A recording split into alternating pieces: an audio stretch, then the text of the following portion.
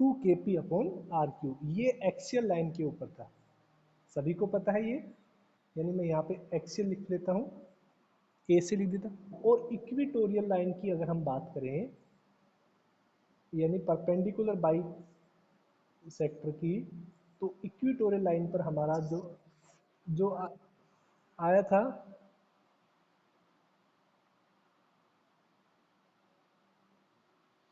किसने आवाज की है ये, किसी को पता है क्या?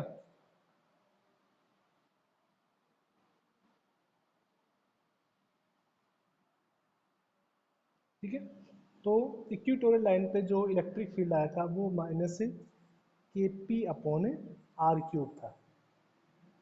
ठीक है, यानी अब यहाँ पर एक क्वेश्चन बनता है और ये पूछा भी गया है कि जो इलेक्ट्रिक फील्ड है इक्वेटोरियल लाइन का और एक्सियल लाइन का, जो इलेक्ट्रिक फील्ड है उसका रेशियो क्या होता है, यानी उन दोनों के बीच में रिलेशन क्या होता है, इसके बारे में हम बातें करते हैं।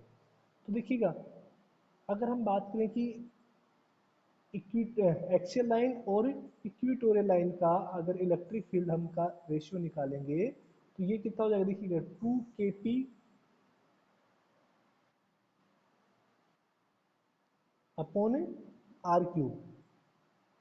इंटू यहाँ पे देखिएगा कितना है आपके पास है, मैं सीधा लिख रहा हूँ इसको, -kp, यानी जब इसको सोल्व करेंगे ये कैंसिल हो गया, यानी आपके पास केवल कितना आएगा, -2 आएगा।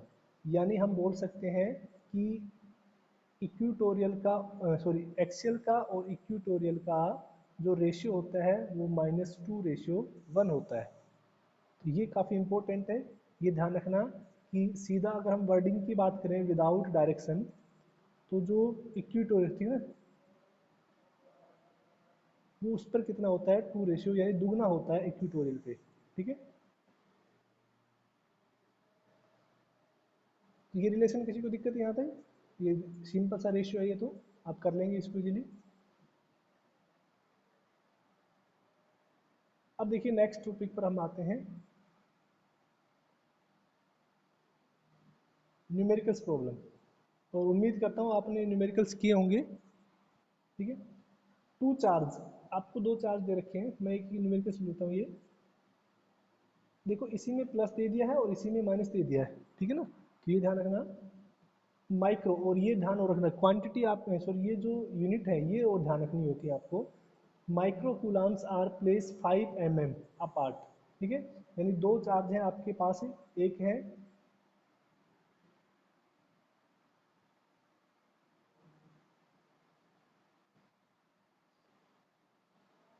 ये कौन है भाई, ये स्टूडेंट CIFER,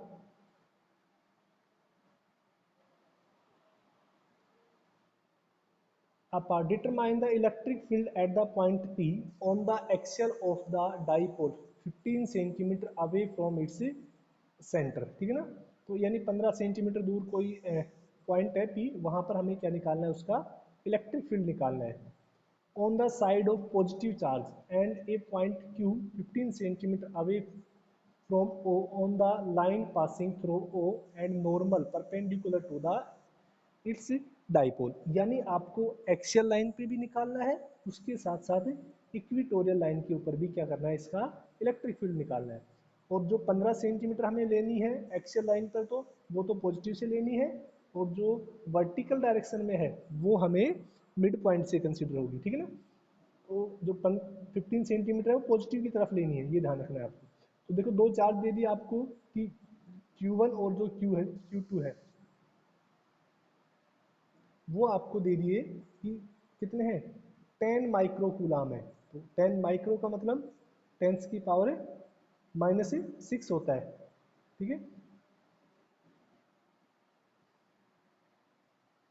10 की पावर -6 होता है।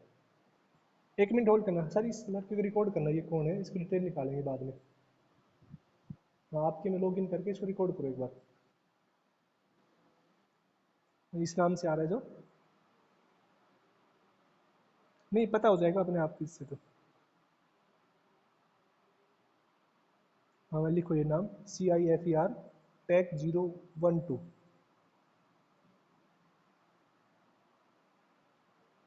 हाँ, इसको लिखो। ये बार बार डिस्टर्ब कर रहा है बीच में वीडियो करके।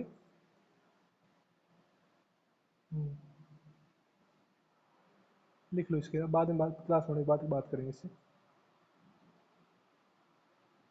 नहीं, मोबाइल नंबर मैं आप निकाल दूंगा इसे। हाँ, नाम भी पता लग जाएगा।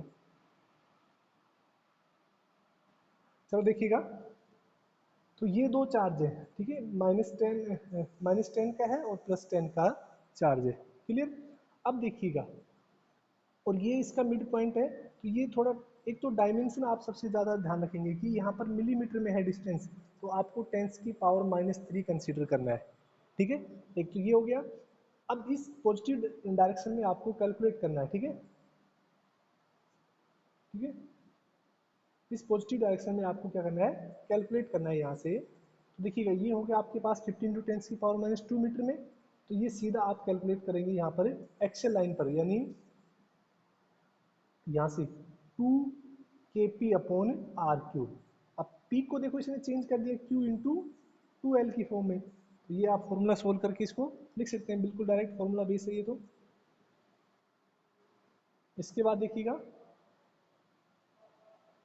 अगर हम इसको इक्वेटोरियल लाइन की बात करें, वहाँ पर आप सीधा kp/r³ लगा के इसको सोल्व कर लेंगे तो हो जाएगा। मुझे नहीं लगता किसी को दिक्कत होगी इस क्वेश्चन में।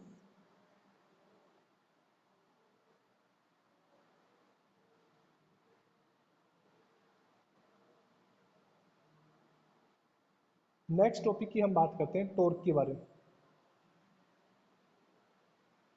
ठीक है। अब देखिएगा, torque on electric dipole on uniform electric field, ठीक है, यानी किसी भी डाइपोल के ऊपर टॉर्क की बात करें। 11th क्लास में थोड़ा सा आपको याद हो तो टॉर्क के बारे में, जिसको हम टॉ से नोट करते थे, और वो होती थी फोर्स इनटू परपेंडिकुलर डिस्टेंस। इसी को हम क्या बोलते हैं, टॉर्क बोलते थे, फोर्स इनटू परपेंडिकुलर डिस्टेंस।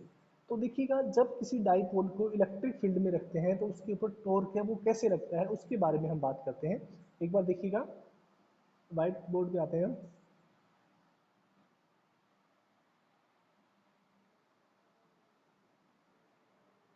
जैसे कि आपके पास एक डाइपोल है, मैं दोनों केस में समझा रहा हूँ आपको कि क्यों तो उसके ऊपर टॉर्क लगेगा और क्यों उसके ऊपर टॉर्क नहीं लगेगा। सबसे पहले मैं इलेक्ट्रिक फील्ड ड्रॉ कर रहा हूँ, देखिएगा यहाँ पर कुछ इलेक्ट्रिक फील्ड लाइन्स है, रेड से मैं जो रिप्रेजेंट कर रहा हूँ, ये क्या है, इलेक्ट्रिक फील्ड लाइन्स है, और ये यूनिफॉर्म इलेक्ट्रिक फील्ड है। हम जब टॉर्क निकालेंगे वो यूनिफॉर्म इलेक्ट्रिक फील्ड के केस में ही कैलकुलेट करेंगे। दिख तो रहा है ना सभी को। ये एक यूनिफॉर्म इलेक्ट्रिक फील्ड है, जो आपको पता है कि जब ये यूनिफॉर्म है तो इसके किधर, किस साइड में आपको पॉजिटिव होगा, किस साइड में नेगेटिव होगा, ये भी आपको पता हो गया होगा, क्योंकि इधर कोई पॉजिटिव प्लेट है जिससे क्या हो रहा है, ये चार्ज पॉजिटिव इसके ऊपर है, जिससे इलेक्ट्रिक फील्ड हमेशा पॉजिटिव से अवे होता है। अब देखिएगा, मैं पहला केस ले रहा हूँ, आपको तीनों केस समझाते हैं। इसमें एक स्टेबल भी होता है, एक अनस्टेबल भी होता है, ठीक है ना। पहला केस क्या है कि एक कोई आपके पास है, जैसे एक डाइपोल रख दिया हमने, देखिएगा ये एक डाइपोल रख दिया हमने, इसके अंदर दिख रहा है सभी को ये डाइपोल, ठीक है ना। ये दो चार्ज है इसके ऊपर, ये चार्ज और ये चार्ज। ये चार्ज मान लेते हैं पॉजिटिव चार्ज है और ये चार्ज है नेगेटिव चार्ज। क्लियर। ये बिल्कुल इलेक्ट्रिक फील्ड के पैरेलल रखा हुआ है। अब पहला केस, ये जो आपसे पूछा जाता है इसमें कई बार कि ये स्टेबल इक्विलिब्रियम है या अनस्टेबल इक्विलिब्रियम है। 11th क्लास में हमने स्टेबल पढ़ा था। स्टेबल इक्विलिब्रियम क्या होता है कि अगर कोई भी ऑब्जेक्ट है, अगर उसको हम थोड़ा डिस्प्लेस करते हैं, ठीक है, तो वो अपनी वापस से उसी पोजीशन पर आ जाता है, यानी उसके ऊपर नेट फोर्स है वो जीरो हो जाता है, उसको हम क्या बोलते हैं, स्टेबल इक्विलिब्रियम। अब देखिएगा, ये इसका सेंटर हो गया, ये पॉजिटिव चार्ज है और इलेक्ट्रिक फील्ड है ये इस डायरेक्शन में, और मैंने आपको बताया था कि जो पॉजिटिव चार्ज है वो किस डायरेक्शन में मूव करता है, हमेशा इलेक्ट्रिक फील्ड की डायरेक्शन में मूव करेगा। यहाँ से देखिएगा, अगर इसको ये यानी ये सोचेगा कि बिल्कुल या तो ये 0 डिग्री पर है या फिर ये 180 डिग्री पर है, दो ही केस हो सकते हैं। अगर हम इसके डाइपोल मोमेंट की बात करें पी की, पी और ई इलेक्ट्रिक फील्ड की बात करें, तो इन दोनों के बीच में मुझे बताइए कितने डिग्री का एंगल है, बताइए। पी और ई के बीच में कितने डिग्री का एंगल है। हमने पी के बारे में भी बात कर ली थी, डायरेक्शन क्या होती है पी की, और ई की डायरेक्शन तो ऑलरेडी आपको दी हुई है। मंजिल बताओ, माइक ऑन करके बताइए।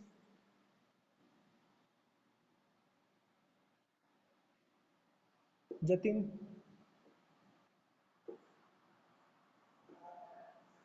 बताइए जतिन।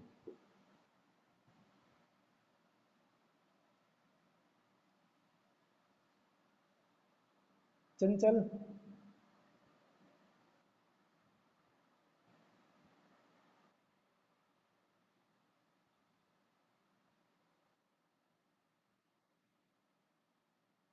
और कोई किसी का आंसर? आयुष, कोई भी बता सकता है। आयुष, अंजलि, जतिन सुन पा रहे हैं?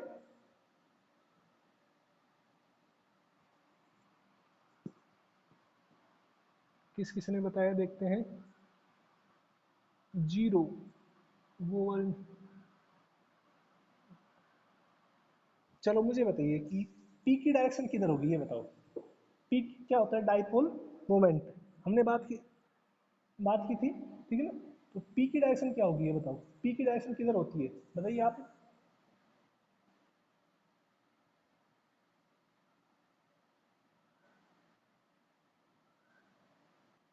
जल्दी से बताइए। पी हमेशा नेगेटिव से पॉजिटिव तरफ नहीं होता है। और ये हम बताए थे डाइपोल मोमेंट के अंदर पी की डायरेक्शन हमेशा नेगेटिव से पॉजिटिव होता है, यानी पी की डायरेक्शन तो इधर है और इलेक्ट्रिक फील्ड की डायरेक्शन किधर है, इधर है।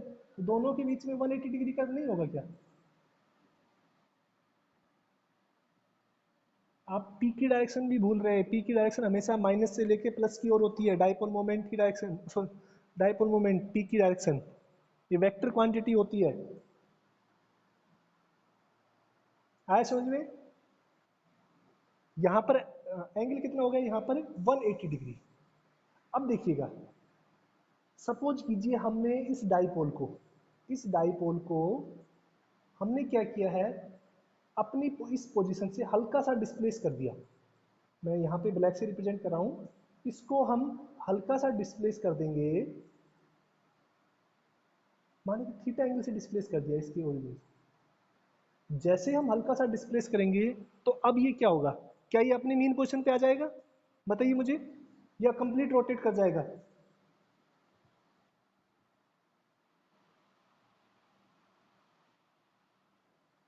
मीन पोजीशन पे आएगा या वापस से ओरिजिनल पोजीशन पे आ जाएगा कि नहीं, अगर इसको हम कंप्लीटली थोड़ा सा डिस्प्लेस करें तो? देखिए क्या होता है, ये इक्विलिब्रियम यानी, आपको जो मैं थोड़ा इसको बताता हूँ वापस से, यहाँ पे थोड़ा साइड में 1 मिनट में मिटा के, इधर देखिए, इसको थोड़ा डीप से आते हैं। ऑनलाइन की यही दिक्कत होती है थोड़ी सी, कॉन्सेप्ट बच्चों की बिल्कुल डीप क्लियर नहीं हो। देखो, आपने पी फाइंड आउट किया था। पी होता है, याद हो तो आपको, Q इंटू 2A, ठीक है, धीरज मिश्रा, ठीक है, इंटू 2L, क्लियर। यानी जो P है ये वेक्टर क्वांटिटी होती है, यानी यहाँ पर क्या आता है, Q2L साइन थीटा, ठीक है। अब देखिएगा, यहाँ पर आपको पता है कि साइन के अंदर अगर हम बात करें, साइन 0 डिग्री पर भी और 180 डिग्री पर, दोनों केस में साइन की वैल्यू कितनी होती है, 0 होती है। अगर हम बात करें, ठीक है, तो यहाँ पर जो फोर्स है, इसके ऊपर जो फोर्स लगेगा इलेक्ट्रिक फील्ड से, फोर्स कितना हो जाएगा, ये यहाँ पर कितना हो जाएगा, 0 हो जाएगा। यानी जो फोर्स है वो कितना हो जाएगा, 0 हो जाएगा यहाँ पे। पी 0 होने की वजह से फोर्स भी क्या हो जाएगा, 0। यानी डाइपोल अगर इलेक्ट्रिक फील्ड के 0 डिग्री पर रखा हुआ है या 180 डिग्री पर रखा हुआ है, दोनों केस में उसके ऊपर नेट फोर्स कितना हो जाएगा, 0 हो जाएगा। क्लियर। लेकिन अब देखिएगा इसमें क्या है, यहां पर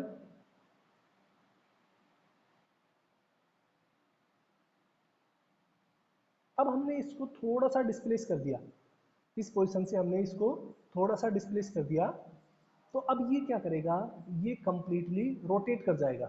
कंप्लीटली क्या हो जाएगा, ये रोटेट कर जाएगा इस तरह से। क्यों?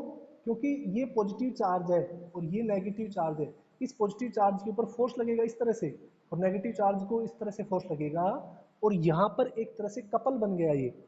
कपल का मतलब समझते हैं ना, 11th क्लास में पढ़ा था कि दो फोर्स हैं, अगर वो सिंगल पॉइंट पे अपोजिट डायरेक्शन में एप्लीकेबल हो रहे हैं एक ही लाइन के अलोंग, तो उस केस में तो रिजल्टेंट फोर्स तो 0 हो जाएगा, और ना ही बॉडी है वो रोटेट नहीं करेगी। बॉडी है रोटेट नहीं करेगी। लेकिन अगर दो फोर्स हैं, जैसे ये आपके पास कोई स्टिक है, एक फोर्स इधर लग रहा है और एक फोर्स इधर लग रहा है, दोनों फोर्स सेम मैग्नीट्यूड के हैं, लेकिन इनकी लाइन ऑफ एक्शन है वो डिफरेंट है, तो ये क्या करेगी, बॉडी इस तरह से घूम जाएगी। इसको हम क्या बोलते हैं, कपल। और कपल के केस में क्या होता है, नेट फोर्स तो 0 होता है, लेकिन जो टॉर्क है वो 0 नहीं होता, बॉडी रोटेट करती है। तो लास्ट ईयर की आप पेपर देखना 12th क्लास सीबीएसई का, उसमें ये क्वेश्चन पूछ लिया एमसीक्यूज में, लास्ट ईयर के में, कि कोई भी डाइपोल जब एक यूनिफॉर्म इलेक्ट्रिक फील्ड में रखा होता है, तो उसके ऊपर उसके लिए कौन सा ऑप्शन ट्रू है, मतलब उसमें 4 ऑप्शन दे दिए थे कि डाइपोल है यूनिफॉर्म इलेक्ट्रिक फील्ड में रखा हुआ है, तो उसके लिए कौन कौन से ऑप्शन सही है। उसमें ऐसे 4 ऑप्शन दिए थे, मैं आपको बताता हूँ। पहला ऑप्शन दिया था उसने, देखा करो पुराने पेपर, पहला ऑप्शन था फोर्स 0 टॉर्क 0। सेकंड ऑप्शन था force 0 torque not equal to 0। Third option था force not equal to 0 and torque equal to 0। And fourth option था force not equal to 0 and torque not equal to 0। यानी आपसे कह दिया कि एक dipole है यूनिफॉर्म इलेक्ट्रिक फील्ड में रखा है, ठीक है, तो उसके केस में, उस केस में बताइए क्या होगा। तो कौन सा आंसर सही होगा बताइए। सेकंड आंसर हाँ सही होगा। आपको पता है फोर्स तो दो अपोजिट डायरेक्शन में लग रहे हैं तो 0 होंगे, चाहे वो सेम पॉइंट पे हो चाहे अलग अलग पॉइंट पे हो। अगर उनके बीच का एंगल 180 डिग्री है तो वो 0 होगा। लेकिन ये ध्यान रखना, अगर वो एक ही लाइन पर नहीं लग रहे, जैसे एक ही लाइन पर नहीं लग रहे, एक फोर्स ऐसे लग रहा है और एक फोर्स इधर लग रहा है, तो इस बॉडी को वो रोटेट करा देंगे। रोटेट यानी उसके अंदर क्या जनरेट कर देंगे, टॉर्क जनरेट कर देंगे। ये क्वेश्चन लास्ट ईयर के पेपर में पूछा गया था एमसीक्यूज के अंदर, सेम एज इट इज दे दिया गया था। अब देखिए हम मेन टॉपिक पे आते हैं हमारे, कहाँ से कहाँ पहुँच गए हम। देखिएगा, अब जैसे हम इस डाइपोल को इस पोजीशन से, किस पोजीशन से, ये इलेक्ट्रिक फील्ड और डाइपोल मोमेंट के बीच का एंगल 180 डिग्री है, इससे जैसे हम इसको रोटेट कराते हैं, कितने भी डिग्री पर आप हल्का सा भी इसको डिस्प्लेस कर दिएगा, ये कंप्लीटली रोटेट होके आ जाएगा, इस तरह से अलाइन कर लेगा खुद को, इस तरह से सेट कर लेगा। यानी अब ये जो ब्लू लाइन कंडीशन में रखा हुआ है ना, इसको बोलते हैं अनस्टेबल। इसको क्या बोलते हैं, अनस्टेबल इक्विलिब्रियम, ठीक है ना। क्यों? क्योंकि अगर हम इसको हल्का सा भी डिस्प्लेस करेंगे, ये तो अपने आप रोटेट कर जाएगा 180 डिग्री पर, क्योंकि पॉजिटिव चार्ज है, इसको इलेक्ट्रिक फील्ड अपनी तरफ ले जाने की कोशिश करेगा। अगर ये डाइपोल इस तरह से रखा होता, ये डाइपोल इस तरह से रखा होता, मैं एक बार वापस से मिटा रहा हूँ, सारे इलेक्ट्रिक फील्ड मिट गए।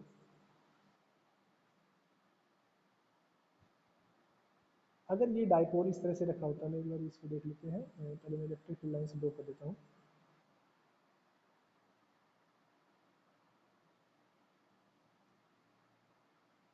अरे क्या हो रहा है ये,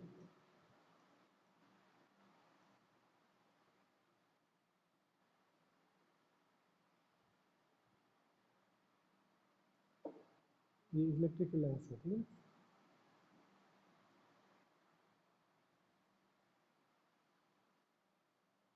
अब मैंने यहाँ पर एक डाइपोल को रखा इस तरह से, ठीक है ना, जो इसके किस फॉर्म में रखा हुआ है, इस तरह से रखा हुआ है।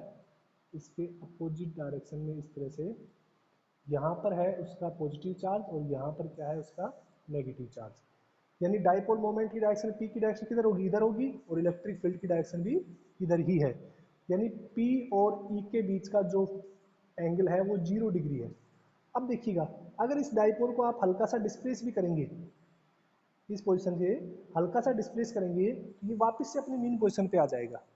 तो इसको हम क्या बोलते हैं, स्टेबल इक्विलिब्रियम बोलते हैं, यानी ये अपनी वापस से ओरिजिनल यानी इनिशियल पोजीशन को वापस से गेन कर लेगा, क्योंकि इसका नेगेटिव चार्ज को ये पॉजिटिव प्लेट ये मूव करने नहीं देगी।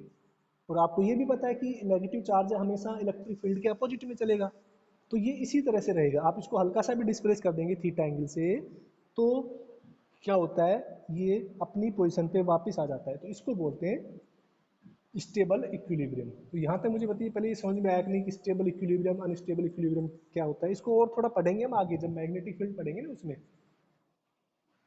ठीक है ना।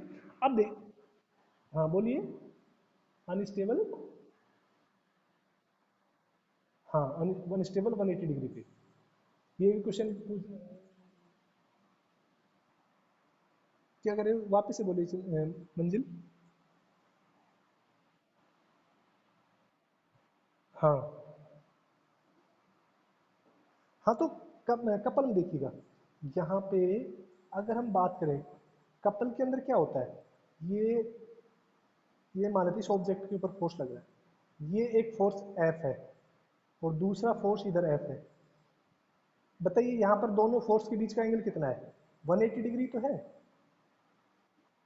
180 डिग्री है, तो ये रोटेट ही तो करेगा, यहाँ से ऐसे रोटेट कर जाएगा, ये बिल्कुल ऐसे अलाइन कर लेगा खुद को,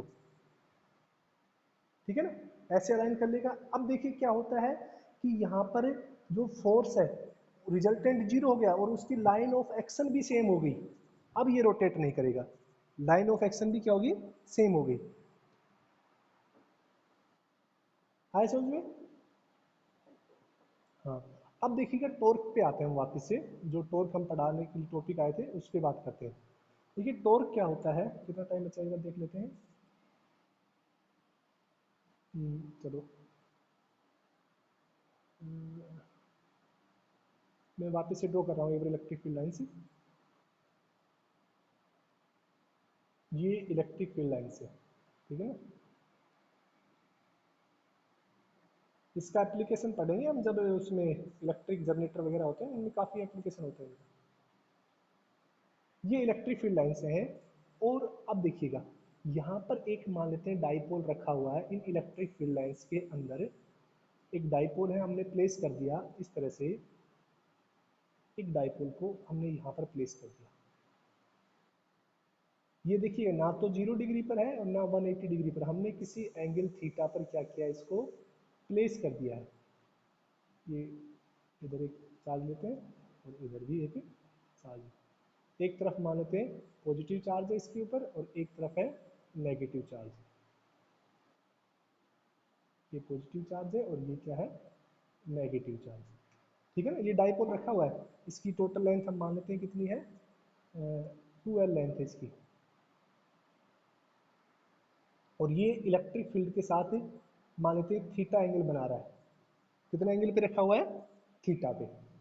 अब देखिएगा यहाँ पर इसके बारे में बात करें कि ये जो इलेक्ट्रिक फील्ड है इस चार्ज के ऊपर, इस देखो पॉजिटिव चार्ज की बात कर रहा हूँ मैं, ठीक है, साथ साथ देखते रहना साथ साथ, जो इलेक्ट्रिक फील्ड है इस पॉजिटिव चार्ज के ऊपर एक फोर्स लगाएगा, और वो फोर्स कितना होगा आप इजीली बता सकते हैं, वो फोर्स होगा QE, किसी भी चार्ज के द्वारा जो फोर्स लगाया जाता है वो कितना होगा, QE होगा, इलेक्ट्रिक फील्ड के द्वारा किसी चार्ज के ऊपर जो फोर्स लगेगा वो कितना हो जाएगा, QE हो जाएगा। ऐसे ही इलेक्ट्रिक फील्ड इस नेगेटिव के ऊपर भी फोर्स लगाएगा, लेकिन इसकी डायरेक्शन किधर होगी, इस डायरेक्शन में होगी, ठीक है ना। यानी ये जो फोर्स है, जो QE फोर्स है, ये फोर्स कौन सा हो गया, QE, और ये भी कौन सा है, QE। ये दोनों फोर्स इसको बिल्कुल पैरेलल लाने की कोशिश करेंगे, इसको क्या करेंगे, बिल्कुल पैरेलल लाने की कोशिश करेंगे। तो देखिएगा, यानी इस डाइपोल के ऊपर क्या लग रहा है, एक टॉर्क लग रहा है। क्या लग रहा है, टॉर्क, क्योंकि दोनों फोर्स की लाइन ऑफ एक्शन है वो डिफरेंट है। अगर हम बात करें दोनों फोर्स की लाइन ऑफ एक्शन के बारे में, तो देखिएगा इसकी लाइन ऑफ एक्शन इधर है, यानी हम यहाँ पे क्या कर सकते हैं, इन दोनों के बीच में अगर हम बात करें, एक मिनट में परपेंडिकुलर लाइन ड्रॉ करें कि कितना डिफरेंस है दोनों के बीच में, तो हम यहाँ से निकाल सकते हैं इसे।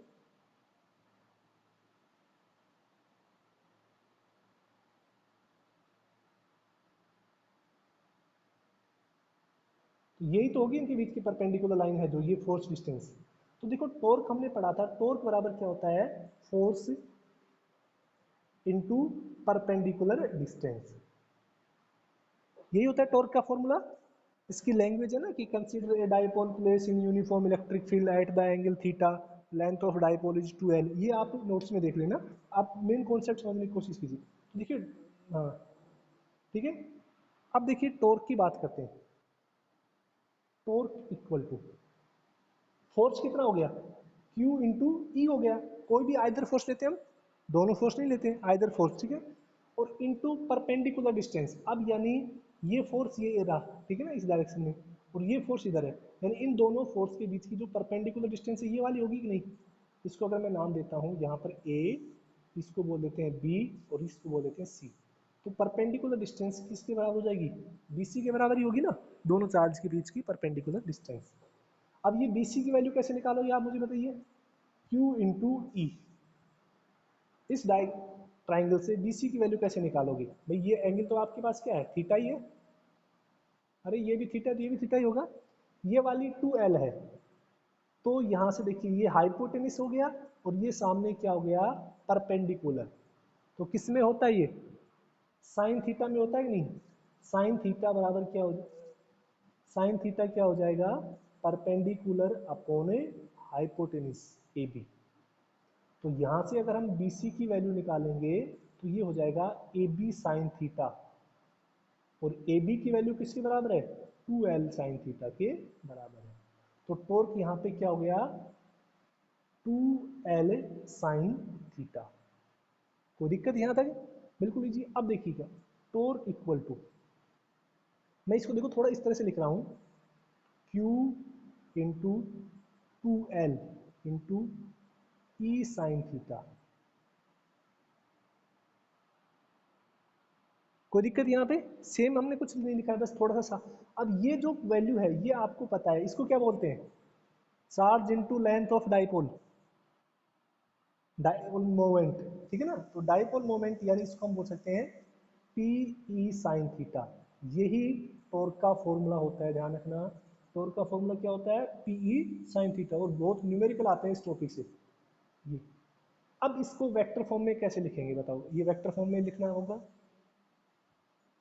तो देखिएगा वेक्टर फॉर्म में कैसे लिखेंगे, टॉर्क वेक्टर क्वांटिटी है, ठीक है ना।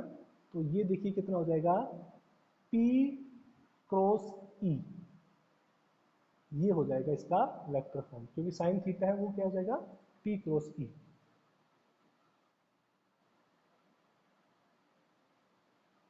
कोई दिक्कत,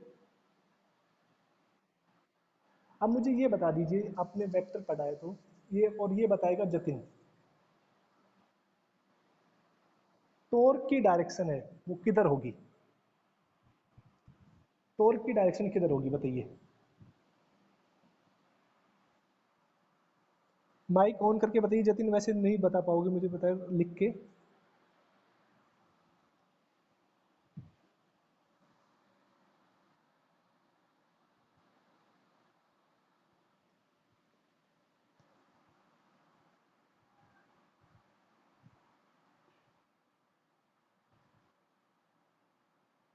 या ये कोई भी बच्चा धीरज बता सकता है, धीरज तुम बताओ कि किस लॉ से हम निकालेंगे इसको, इसकी टॉर्क की जो डायरेक्शन है वो किस लॉ से निकलेगी।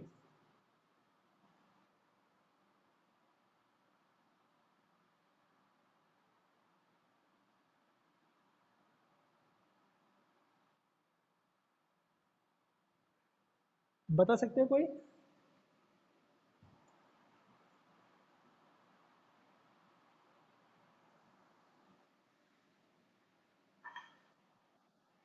टॉर्क की डायरेक्शन पूछ रहा हूँ मैं, टॉर्क की वेक्टर क्वांटिटी है ना, हमने वेक्टर की फॉर्म में लिख रखा है पी क्रॉस ई।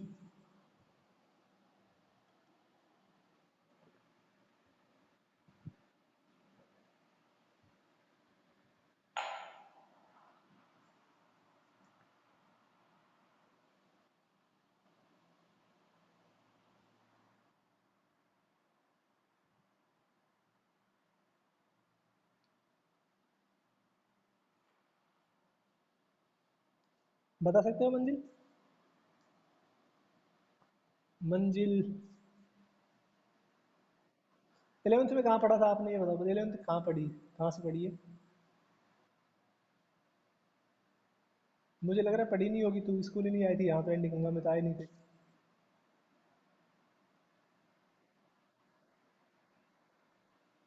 कहाँ से? तो वहाँ नहीं पढ़ाया होगा, ऐसी बात हो नहीं सकती, पढ़ाया नहीं होगा। और ये तो बहुत ज़्यादा यूज किया जाता है कॉम्पिटिटिव में, तो इसका तो इतना ज़्यादा यूज है, बहुत ज़्यादा, और ये आगे चैप्टर में बहुत ज़्यादा यूज आएगा।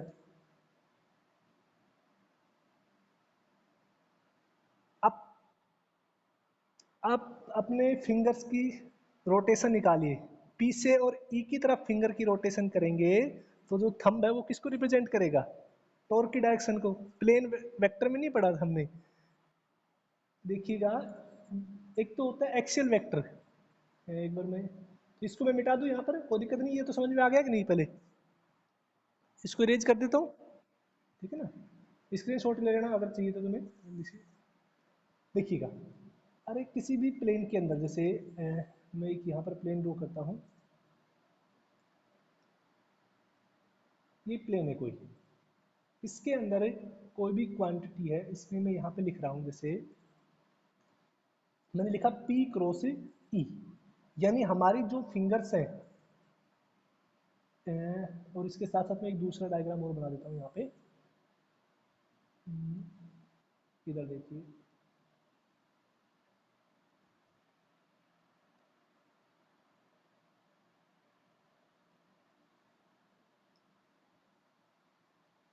यहाँ पर आप जब वेक्टर की डायरेक्शन निकालेंगे, यानी आपकी फिंगर है वो इस तरह से रोटेट करेंगी, पी से लेके ई की तरफ, यानी पी कुछ एक एक्सिस पे होगा और ई दूसरा एक्सिस होगा, ठीक है ना? तो यानी ये जो एक्सियल वेक्टर होते हैं, जो थंब की डायरेक्शन होती है, उसको किसको रिप्रेजेंट करेगी? उनके रिजल्टेंट को। यानी ये एक प्लेन हो गया, एक प्लेन हो गया, इसमें हम पी से लेके, पी की डायरेक्शन से लेके और ई की डायरेक्शन में हम फिंगर्स को क्या करेंगे? रोटेट करेंगे। पी से लेके और फिंगर को कहाँ रोटेट करेंगे? ई की तरफ।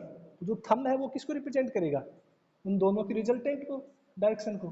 तो यानी अगर पी एक्स एक्सिस पे है और ये वाई एक्सिस पे है, तो जो रिजल्टेंट है वो जेड एक्सिस पे ऊपर की ओर आएगा। तो पी क्रॉस ई के परपेंडिकुलर होगी, किसकी डायरेक्शन है? टॉर्क की डायरेक्शन। ये एक एक्सियल वेक्टर है, किसके परपेंडिकुलर होगी? भाई पी क्रॉस ई तो इस प्लेन के अंदर एग्जिस्ट करेगा, और इसके परपेंडिकुलर जो इससे पास हो रही है, उसके अलोंग क्या होगी? टॉर्क की डायरेक्शन होगी। ये ध्यान रखना, जब क्रॉस के केस में आते हैं दो वेक्टर, कोई भी क्रॉस के केस में आते हैं, तो रिजल्टेंट उनकी जो डायरेक्शन होती है तीसरा, वो तीसरे एक्सिस के अलोंग होती है। अब ये भी आपको ध्यान रखना कि नेगेटिव में होती है या पॉजिटिव में। पी क्रॉस ई, ये डिपेंड करेगा कि पी से ई की तरफ हम फिंगर को लेके जाएंगे, तो जो थंब है हमारा नीचे की तरफ होगा या ऊपर की तरफ होगा।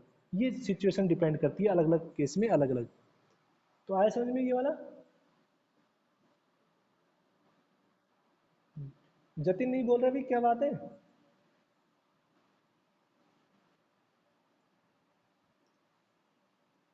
जतिन की कोई आवाज़ नहीं आ रही। देखो ये आपका इसका डेरिवेशन है, बहुत ईजी है ये, ठीक है, कर लेंगे आप, तो मुझे नहीं लगता कोई समझाने की जरूरत पड़ेगी इसमें।